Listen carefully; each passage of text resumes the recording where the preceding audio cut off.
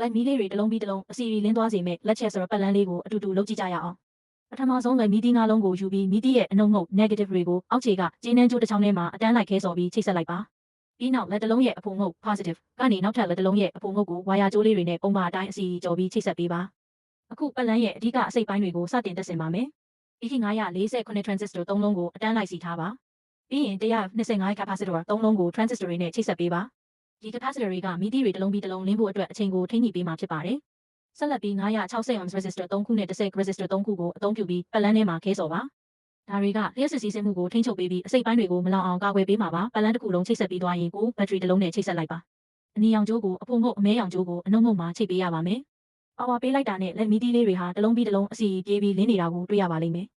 ဒါဟာ capacitor တွေကလျှက်စစ်အားကိုအလှည့်ကျတိုးလောင်ပြီးပြန်လွှတ်ပေးနေတဲ့အတွက်ကြောင့်ဖြစ်ပါတယ်ရိုးရှင်းတဲ့ electronic အစိတ်ပိုင်းလေးတွေနဲ့လှပတဲ့မီးရန်ပြေးလေးကိုဖန်တီးလို့ပြီးသွားပါပြီအလှဆင်တဲ့နေရာတွေမှာအသုံးပြုဖို့အလွန်သင့်တော်တဲ့ project လေးတစ်ခုဖြစ်ပါတယ်